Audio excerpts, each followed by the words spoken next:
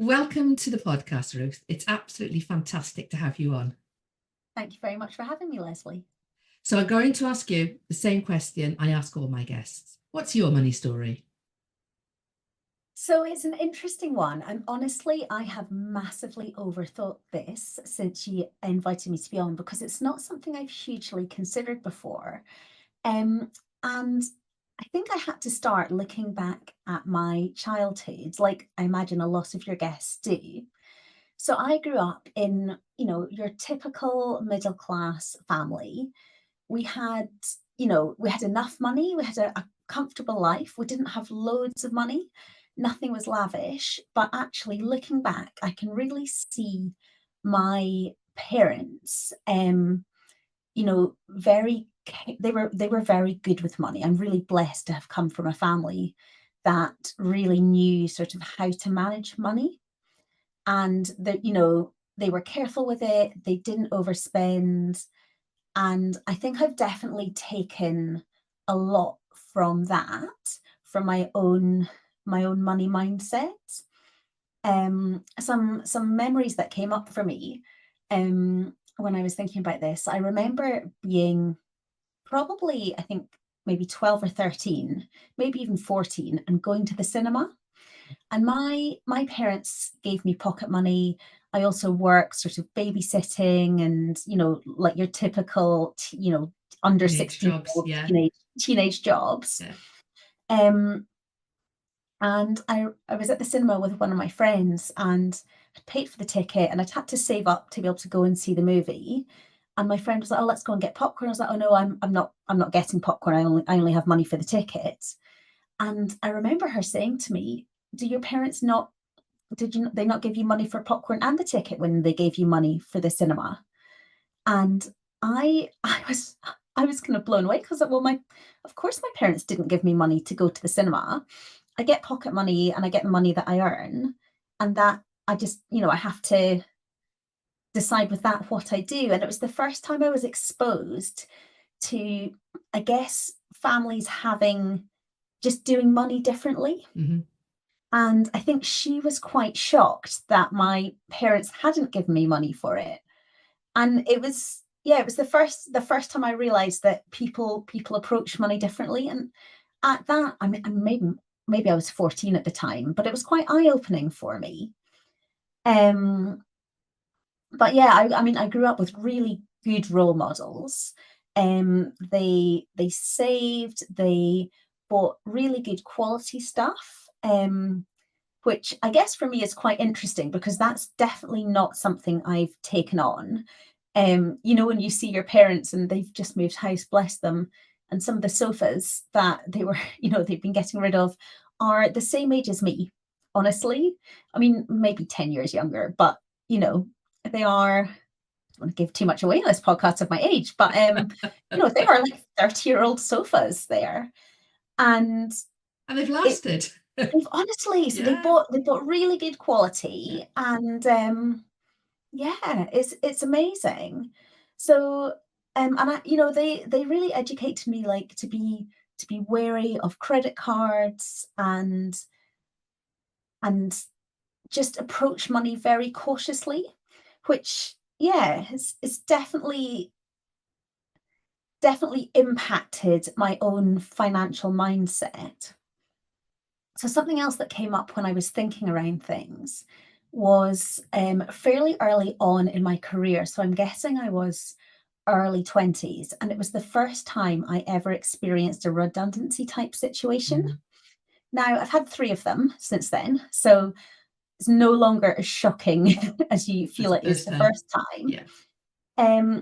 But that was, I bought my first home a couple of years before. But it was the first time in my life where I had a mortgage and suddenly my cash flow just stopped without a lot of warning. And I think that's definitely been an event that had a big impact on my money mindset. And it was a time that I started to educate myself, and very consciously, me and my husband, who I married, I guess, like 2 or 3 years later, we've always been very conscious to live below our means with a view to being financially free. And that, I guess, probably for the past, oh God, I'm going to say 20 years now, that's actually been quite a core focus for us, is, living below our means, paying down our mortgage, building income streams. And interestingly, it was actually a couple of years ago. So I got made redundant just before I had my first child, which in hindsight was a real blessing, because I decided I was then unemployable and started my own business, which I love, absolutely love.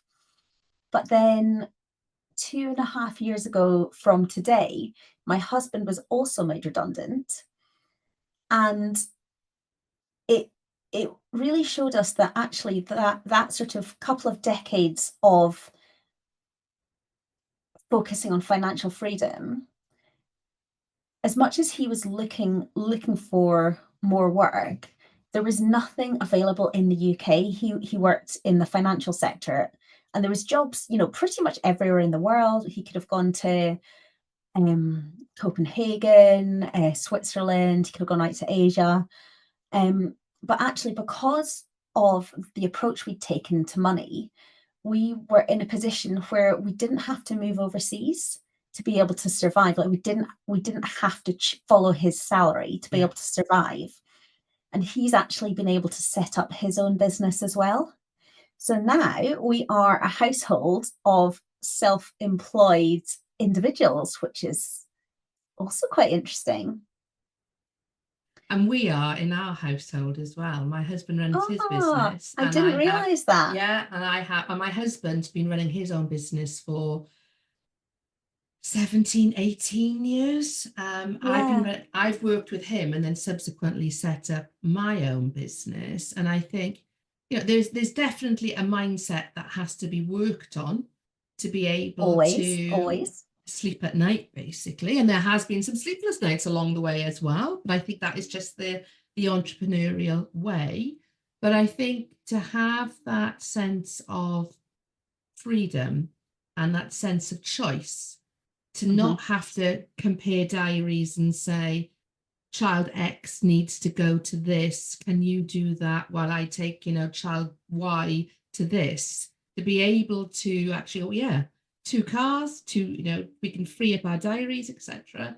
I think that is well worth it. We still have to juggle because our kids are still quite young.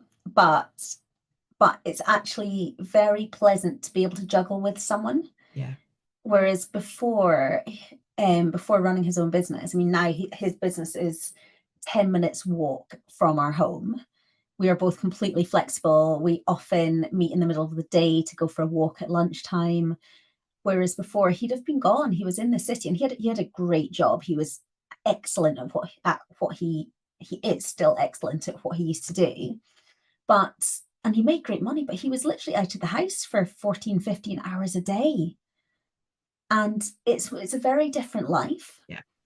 Whereas now, absolutely, the finances are, they're not at the level that they were when he was in that job. But actually, I would say our quality of life's a lot better. But it's quite interesting. If we hadn't been very conscious to put ourselves in that position, we would have had to move overseas. We'd have had to give up, a really a lovely life and a really nice community here to follow the paycheck. So looking back, I'm actually really grateful for that early redundancy and the kind of shock that it gave me, because it's allowed me to very, very consciously build a life where we're not dependent on a very high level of income. And it's been very liberating. And you've created choice, haven't you? And I think, when most people say, what does wealth mean to you? I don't think wealth, is a financial number.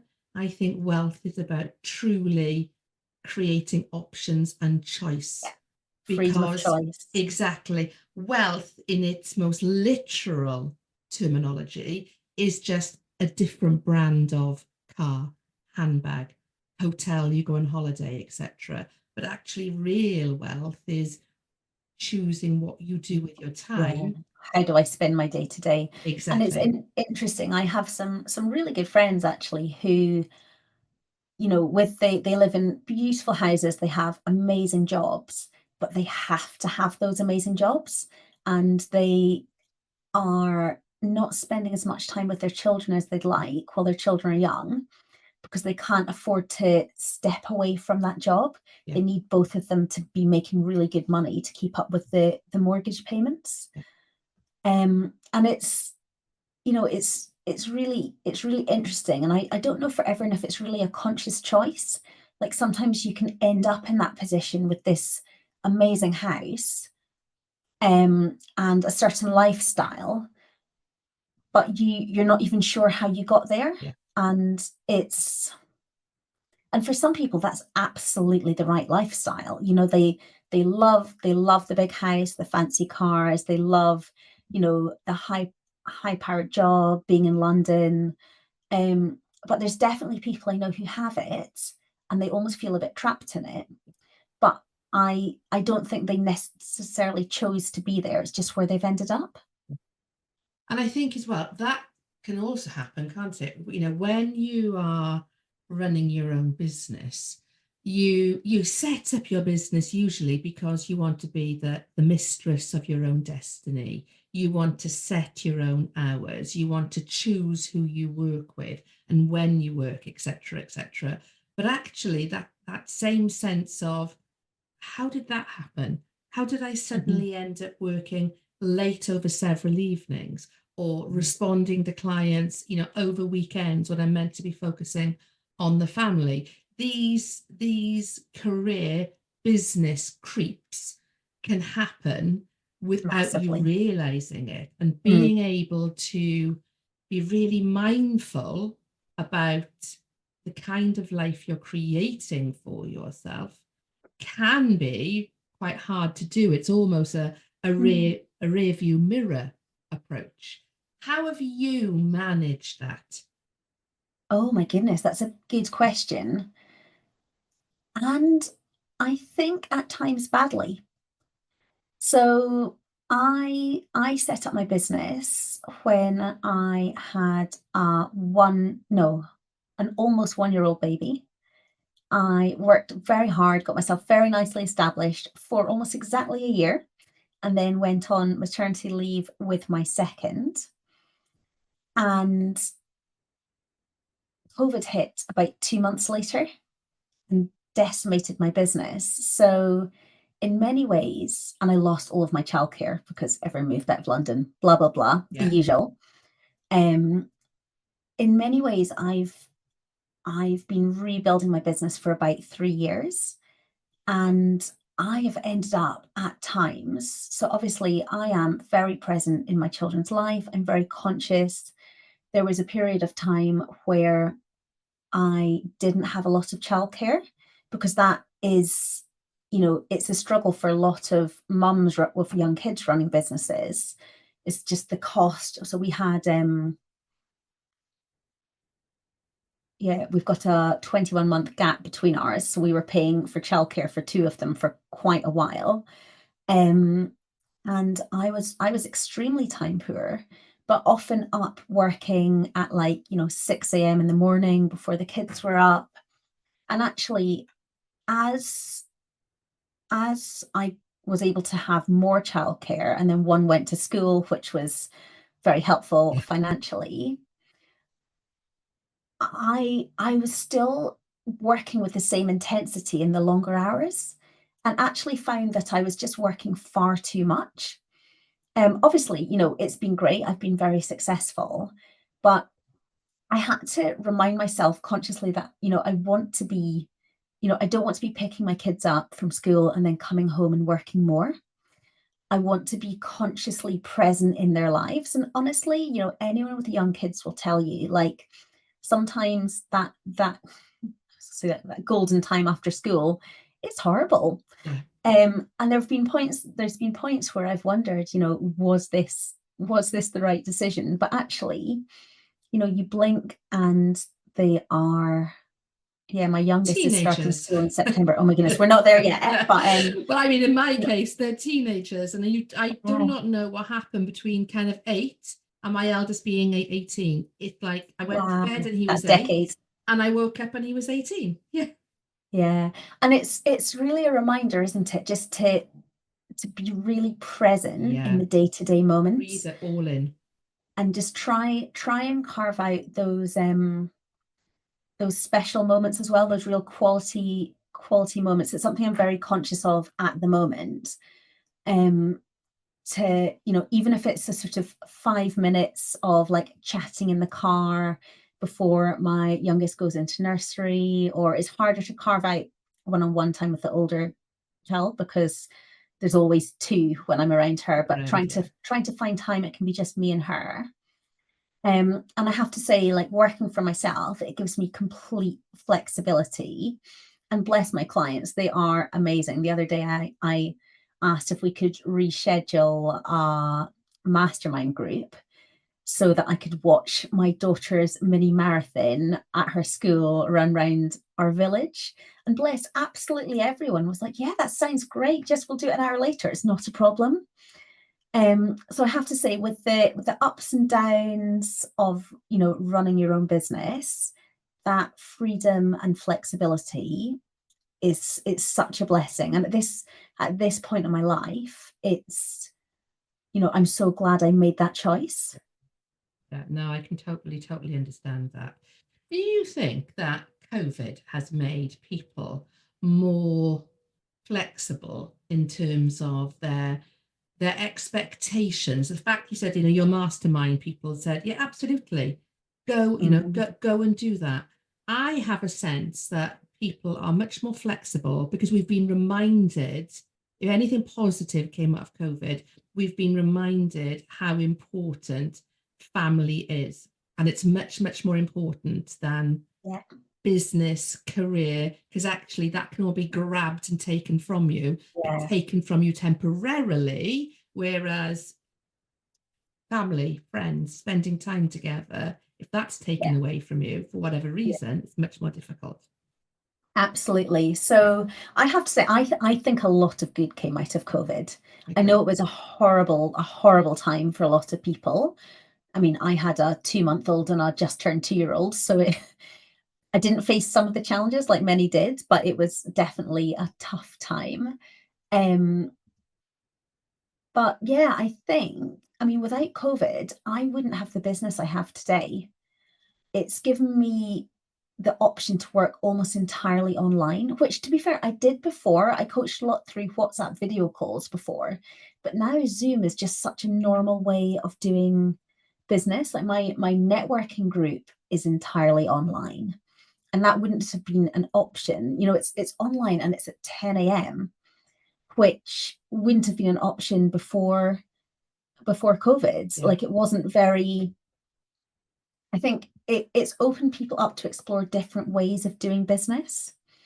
So yeah, I think it's been really interesting. And I think for many people, hybrid working as well, and the ability to, you know, so I've got lots of friends on my roads that they work for, big like law firms, accountancy firms, but they're able to nip out and pick up their kids from school.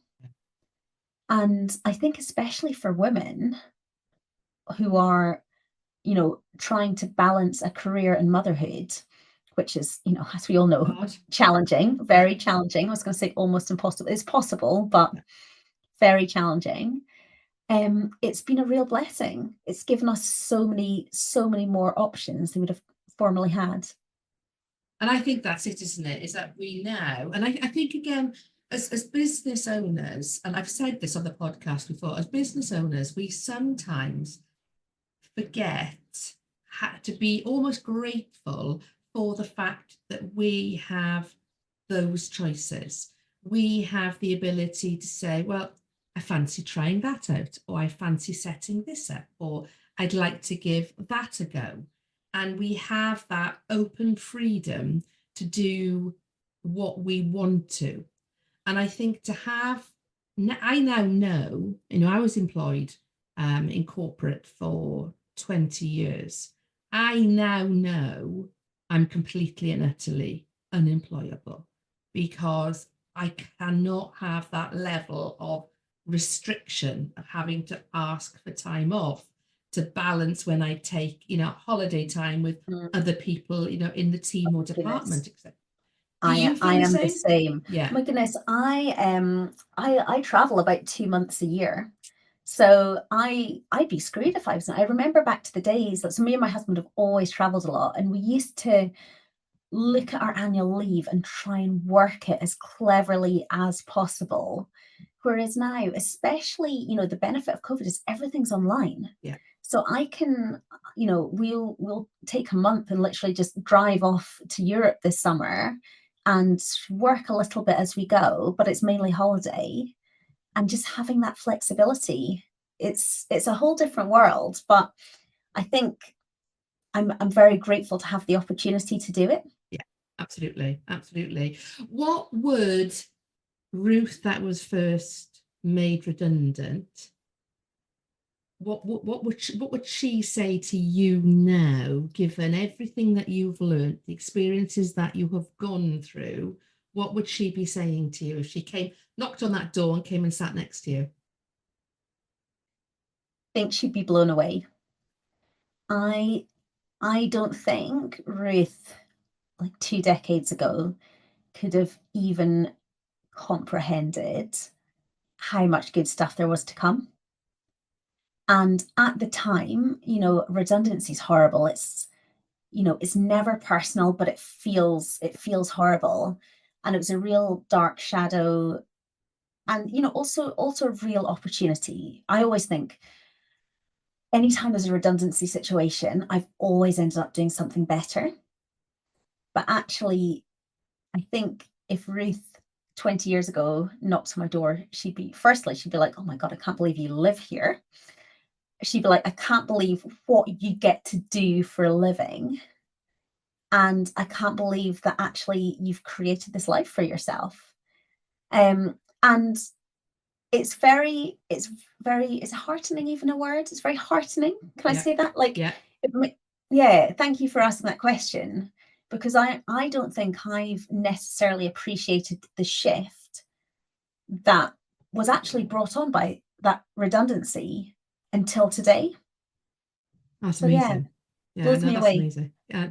And I think that is very often the case, because the next question I was going to ask you, which is connected to a certain extent, is do you take time, because very often entrepreneurs don't, do you take the time to celebrate your successes? And if so, how do you celebrate them?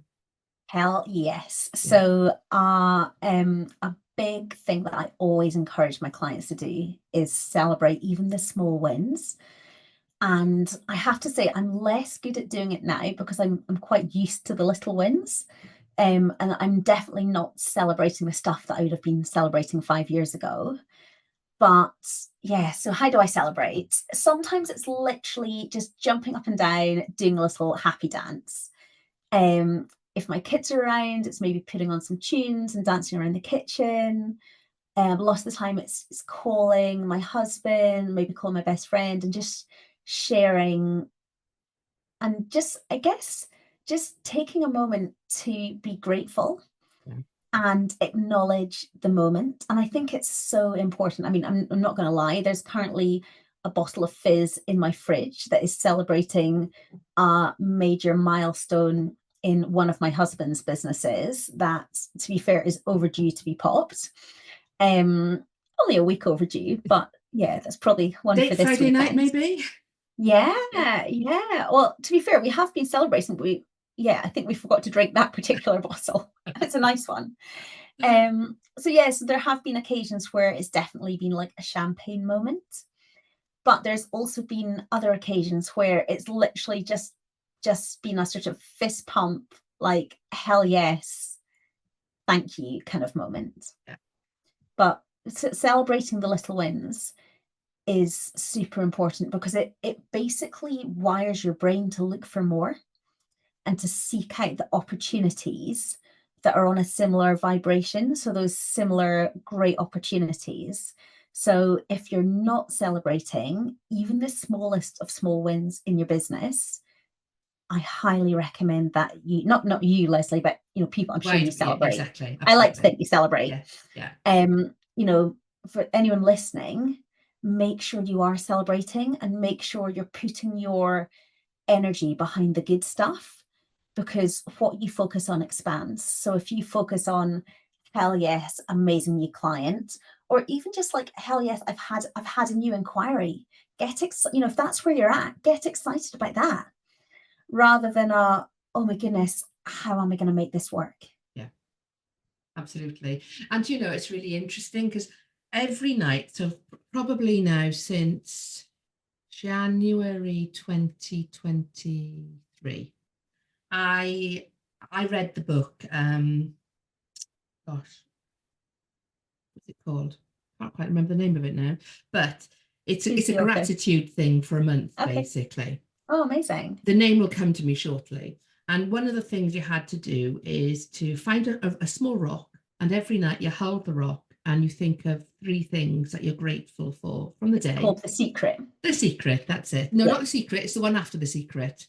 Whatever the next one was. Yeah, it is Rhonda Byrne though, so it's the Yeah. same person, but it's not The Secret, it's the one after it. Okay. I haven't actually seen The Secret. I do need to look at that. So I've had this rock for 18 months or so, and every night I do my 3 wishes. My 3 things I'm grateful for. The last 4 or 5 days, I've been so tired, I've literally fallen asleep before doing that practice. I actually feel my energy is much lower, much lower. Yes. So I Isn't do it wonder funny? if it is I'm writing connected. gratitude rock on my hand right now. I'm Honestly, actually going to go and because I have one. It's like, oh, it's old, but I want to start doing that again. Thank well, you. my children, I literally, we're doing this live on The Magic. That's what it's called, The Magic. And The Magic is just 30 days of different gratitude practices. I've never done anything like that until the January of last year. And that is the one thing I have carried on. And it has made a massive difference. But funnily enough, the last 4 or 5 nights, I've not been doing it. And I definitely feel my energy has lowered. So you mentioning that word energy suddenly pinged into my brain. Is that why you're feeling a little bit off at the moment? So I'm going to go make sure I go back tonight. I'm literally gonna come off this call and go and grab mine. And I don't even remember where it's from actually, but it's a beautiful little grey rock. Yeah. Nothing special, but yeah, I hope my kids haven't added it to their rock collections. It's a risk. I might need to go and find a new one. Thank you for that. What are you most excited about as far as, the short-term future is concerned? Ooh, interesting. So I'm wondering if I should talk about this in a podcast. So I'm a small business coach, but about 9 months ago, somebody approached me to run a career mastermind. So I run a lot of masterminds for small business owners, but the idea of doing one for business women who are not business women, career women. So Yeah. women who are, in senior leadership and they're looking to strategically advance in their career. But the problem that they have is everyone around them is essentially a competitor. Those working in this in the same company, there's a limited number of promotions to go around. And I was approached to maybe set up a mastermind for a group of like 5 or 6 women in a similar, and I love supporting women in a similar position, but in different sort of places around the country. Yeah. To help them to basically peer mentor each other and move forwards in their careers, and the juggle that is, I'm imagining a lot of them will have kids in this group, the juggle that is balancing work, family life, breaking through that glass ceiling, dealing with challenges at work. And yeah, so I'm not 100% sure if I'm going forward with it because it's curve from my usual branding. But yeah, I think that's the thing I'm the most excited about. So that probably tells me it's something to be doing. Yeah. And I think very often we get these little nudges. And I always say to my clients, when you get an opportunity, always say yeah, always say yes, and then work out the how. Because you know intuitively you want to do something, resistance Mm-hmm. comes up, and the more you resist it, it's probably the more that you want it. Now I'm going to give you a little challenge here. So bear with me a Oh, second. okay. I Okay. love a challenge. So this is the challenge for you, Ruth. So Okay. your podcast episode should be going out around the 13th of August. So people listening to this podcast will want to know on the 13th of August that it's Have I done happening. it? Oh my Exactly. God. I So love just so it. you know, you have got going on 12-ish, 10 weeks to get this sorted, because this is Easy. now your invitation to anybody listening who is working for somebody but likes the sound of that mastermind to connect with you.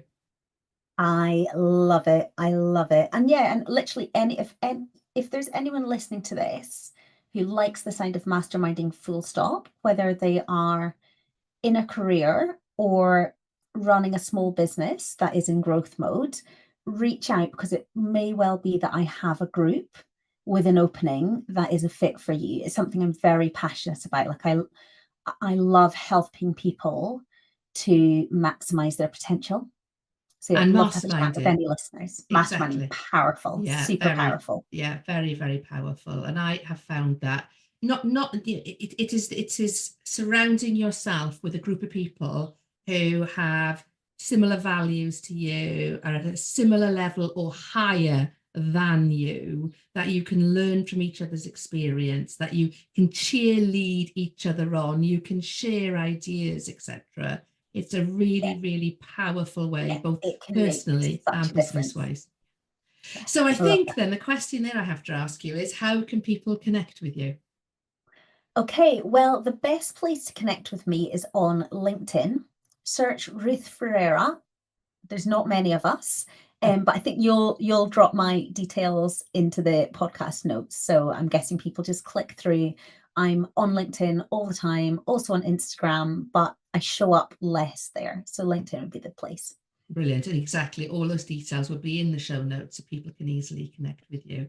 Thank you very much for your time today. I've loved the conversation. It's nice we could go off in a few different directions. So Yeah, thank you thank very much for you. coming It's been a on. pleasure. Thank Have a you. great day.